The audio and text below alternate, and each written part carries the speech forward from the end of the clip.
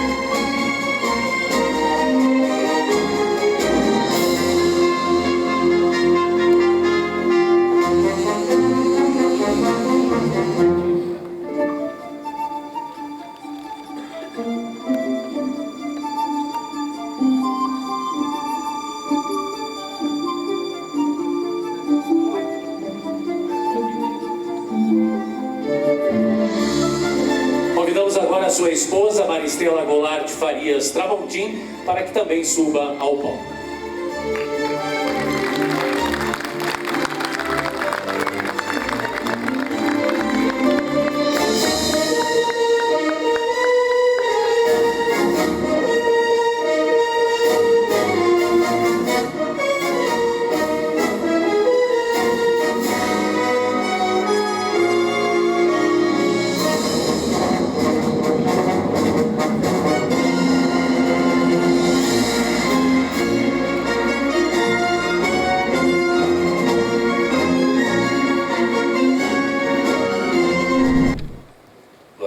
Todos.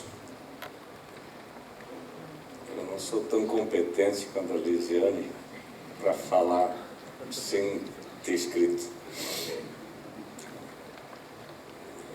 E também porque fui muito surpreendido aí com esse filme. Autoridades já nominadas no protocolo. Querida Cláudia, queria fugir um pouco do protocolo e citar aqui meus queridos ex-alunos, o João Alberto, a Lara Garcia, a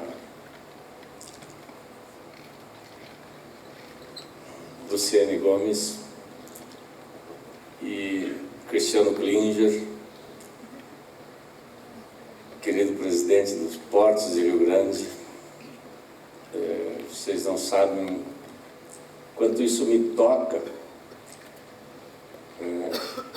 ter podido, ao longo da minha vida, ter interferido na vida de vocês e chegar aonde vocês estão hoje. Agradeço aos conselheiros a homenagem.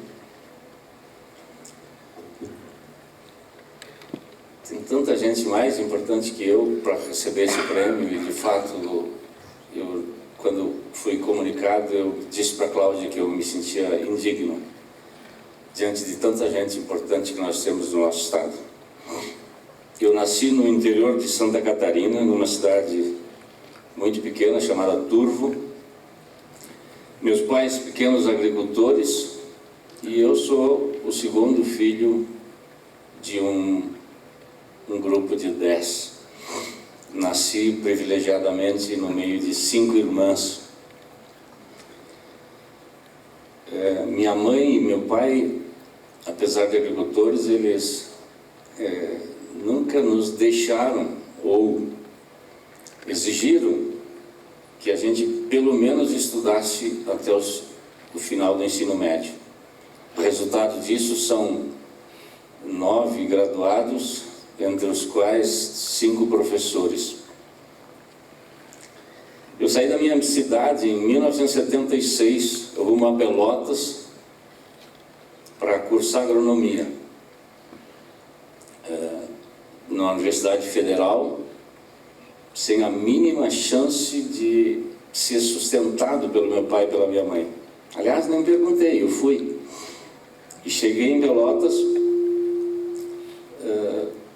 como forma de me sustentar, eu comprei uma máquina de escrever, em 24 prestações, um livrinho de datilografia, e fui aprender a ser, hoje, o que chamam de digitador, na minha época chamava-se datilógrafo. E, através da datilografia, produzindo trabalhos para professores, para alunos, para colegas, eu acabei virando um exímio digitador. Até hoje eu digito com os 10 dedos no escuro. E isso me levou a uma primeira vaga, né? Naquela época surgia a profissão do digitador e eu fui convidado a trabalhar numa empresa à noite enquanto fazia agronomia, né? Porque o presidente, depois que veio a ser reitor da Universidade Católica, me disse que eu teria a chance de ganhar um bom dinheiro sendo digitador noturno. E, de fato, eu era tão bom que eu, na metade do tempo que todos tinham para produzir o trabalho ou a tarefa que a gente recebia, eu fazia aquilo em 50% do tempo. E, ao invés de ajudar os outros, fui muito egoísta na época. Hoje, cada vez que eu penso nisso, eu digo, puxa, como eu fui egoísta. Mas teve uma razão e teve um intuito. E eu acabei, no tempo de folga, aprendendo computação, aprendendo COBOL, e virei programador. Um ano depois, virei analista de sistema, virei gerente de informática e trabalhei por 25 anos nessa cooperativa arrozeira Extremo Sul. Mas, voltando um pouquinho, enquanto eu digitava, enquanto eu produzia os meus trabalhos, eu tinha que fazer agronomia. E a agronomia era o sonho da minha vida. Eu saí da minha cidade para ser agrônomo. E, para minha surpresa, depois de 6 anos, me formo, enquanto o tempo normal era 4 anos, e faço uma prova de mestrado, aprovo para ser um pesquisador na área de sementes, e no segundo mês de mestrado eu chego à conclusão que eu não tinha competência para aquilo, trabalhando 6 horas por dia, 8 horas por dia, mais família, e eu fui no presidente da minha empresa e pedi permissão para ele, para que se ele pudesse de alguma forma, me conceder uma bolsa para que eu pudesse parar e me dedicar ao ensino da pesquisa em sementes. Enfim, eu queria me formar para trabalhar nessa cooperativa, me propus até trabalhar 2 anos gratuitamente. Ele olhou para mim e disse assim, eu não preciso de ti na agronomia, eu preciso de ti fazendo o que tu está fazendo. E eu digo, mas doutor, um agrônomo ganha 6 salários mínimos, eu ganho 1,5 e tenho que sustentar minha família. A partir de hoje você vai ganhar 6 salários mínimos. Chamou o meu gestor e me promoveu a 6 salários mínimos. No dia seguinte eu cancelei o mestrado e entrei no curso de administração com a promessa de que seria diretor daquela empresa.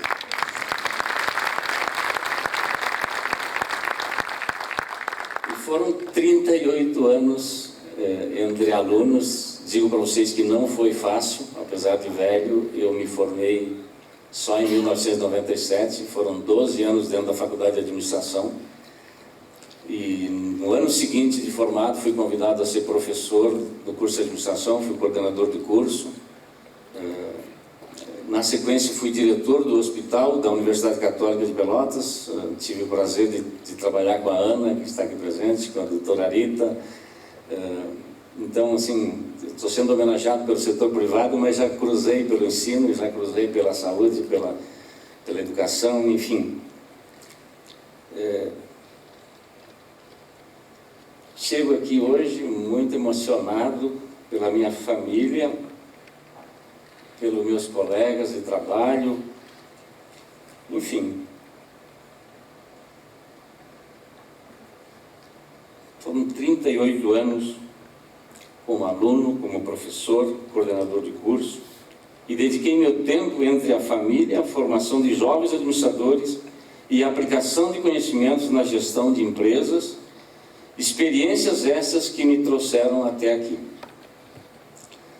Acredito, assim, certamente, tenho convicção de que a transformação da sociedade passa obrigatoriamente pelos princípios e valores que recebemos no seio da família, pela formação vivenciada em todas as pessoas, nas escolas e nas universidades, pela experiência vivenciada a maior parte das suas vidas em seus locais de trabalho.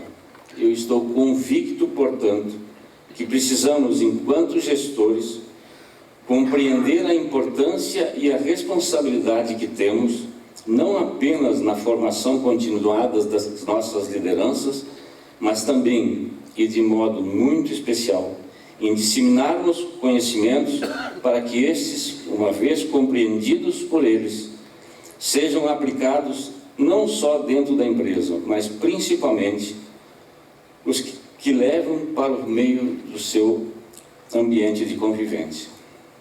Steve Covey afirma que tudo o que fazemos, fazemos duas vezes. Uma no pensamento e a outra quando de fato realizamos. É como se fôssemos construir uma casa. Primeiro a gente projeta e depois a gente vai lá, faz coloca no papel e edifica a casa. Refletindo sobre essa afirmação, compreendi que tudo o que queremos mudar, antes precisamos refletir sobre, estabelecer planos e colocar a mão na massa. Neste contexto, vou me deter não às competências essenciais de um administrador, que é planejar, decidir, controlar, organizar, mas quero trazer luz nas algumas competências transversais. Como primeiro tema, e não porque considere como sendo um tema mais importante que os outros, mas com o intuito de homenagear a nossa querida presidente do CRA, Cláudia, e a minha esposa querida, que deixou o jornalismo e há 33 anos dedica a vida em cuidar dos filhos, cuidar da mãe e me cuidar.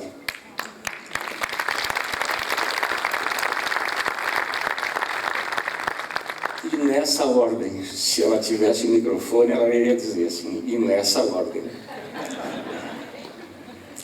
Então, o primeiro tema que eu queria abordar é a questão da valorização da mulher no mercado de trabalho.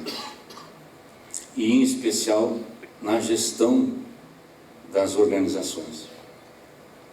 O cenário da mulher no mercado de trabalho é bem melhor do que era há décadas passadas. Muitos cargos, tidos como exclusivos para homens, hoje são ocupados com maestria por elas. A Lisiane nos deu um exemplo aqui, que deve ser valorizado e comemorado. Apesar disso, ainda encontramos muitas diferenças e barreiras, principalmente quando falamos de posições de maior destaque. Como as de liderança na empresa em que trabalho, temos progredido muito nos últimos anos. Éramos apenas 1%. Hoje já estamos próximos dos 40%. E aqui tem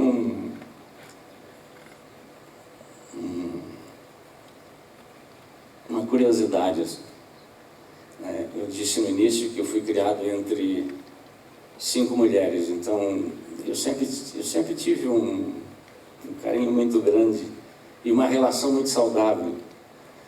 E também sempre tive uma luta muito grande por elas, E não é de hoje.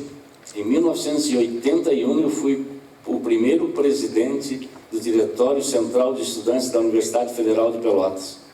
E tive o privilégio de ter coragem de ir na sala do reitor e propor que o segundo andar de um prédio de 5 andares, onde 3 andares superiores eram a casa de estudante masculina, o DCE era no segundo andar e o restaurante universitário no primeiro andar. E eu propus a ele: senhor reitor, o senhor não se importaria de alugar uma casa para eu colocar o DCE e nós transformar o segundo andar numa casa de estudante feminina?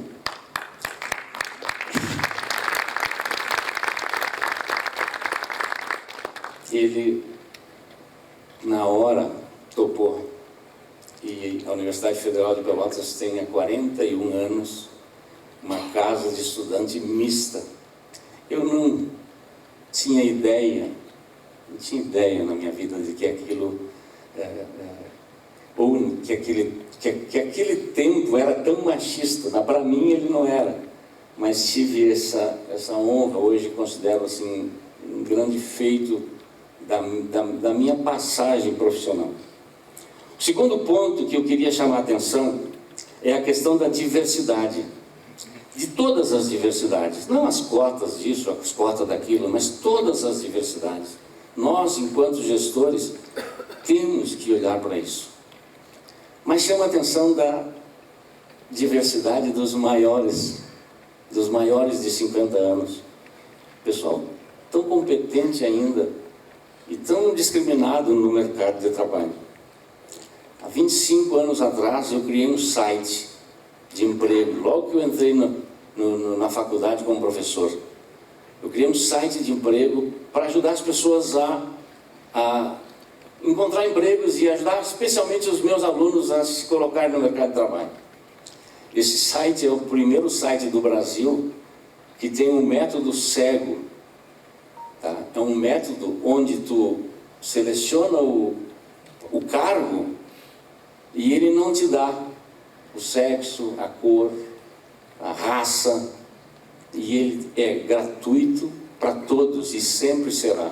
Mantenho-o com meus recursos próprios, tá? E é válido e aberto para todas as empresas e todos os profissionais. Terceiro ponto que eu queria chamar a atenção é a questão da comunicação. É reconhecidamente importante que os gestores tenham uma comunicação fácil e objetiva com seus liderados. Para tanto, não basta apenas compreender, mas se fazer compreender ou ser compreendido, para criar sinergia entre seus interlocutores e alcançar os melhores resultados. O professor Geraldo Caravantes, nosso ex-presidente do CRA, afirma: uma força de trabalho melhor instruída não será bem utilizada a não ser que os gerentes possam se comunicar claramente uns com os outros e com os colegas. A melhor e mais fácil garantia de uma comunicação eficiente é quando ambas as partes estão conscientes de que compartilham uma visão semelhante de como as coisas são e como elas funcionam. Por trás de uma grande empresa não está apenas o presidente, e sim todas as pessoas que trabalham lá. Não basta apenas informar, é necessário que a empresa disponibilize canais de escuta ativa, canais para absorver o aprendizado que essas pessoas estão dispostas e gratuitamente a oferecer. Esse é um enorme desafio. Dedico grande parte das minhas noites trabalhando em cima de um aplicativo de comunicação interna que eu criei, e que ajuda muito as empresas.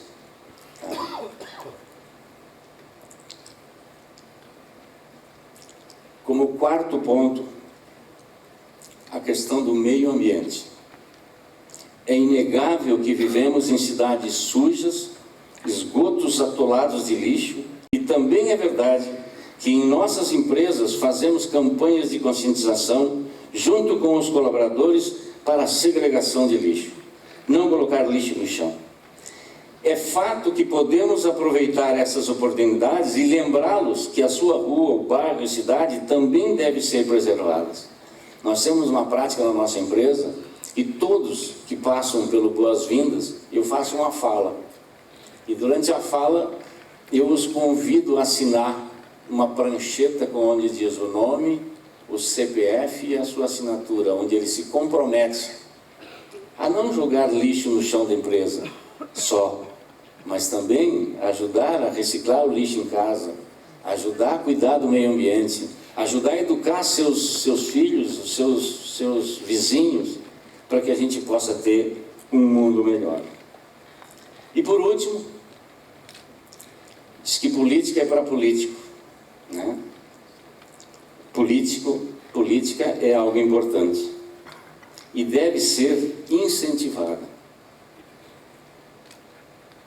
Antigamente, por falta até de informação, cada um de nós tinha um político de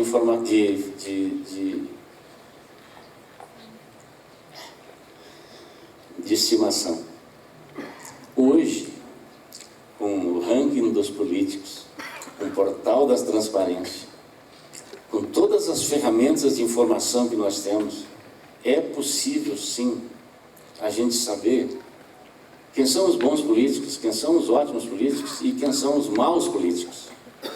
Se a gente olhar o ranking dos políticos, nós temos lá mais ou menos 33% de bons políticos, 33% de políticos mais ou menos e 33% de políticos péssimos ou muito mal avaliados. Se a gente conseguir trazer consciência para os nossos colegas de trabalho, para a nossa família, para os nossos amigos, e que sem bandeira, não precisa ter bandeira nenhuma, mas vai lá, olha o portal. Se nós conseguirmos tirar do jogo pelo menos parte desses péssimos políticos, certamente nós vamos começar a aprovar pautas em favor da sociedade como um todo.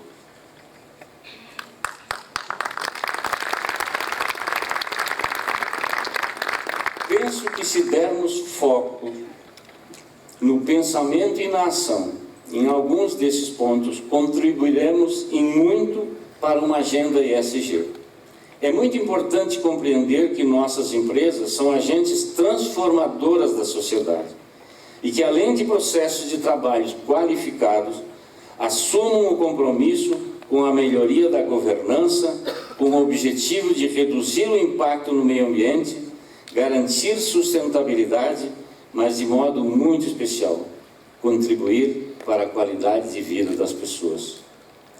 Para finalizar, em outubro do ano passado, liderado pelos colegas Solon Stein e Eliane Dávila, foi criada a filial do Capitalismo Consciente no Rio Grande do Sul, da qual sou conselheiro.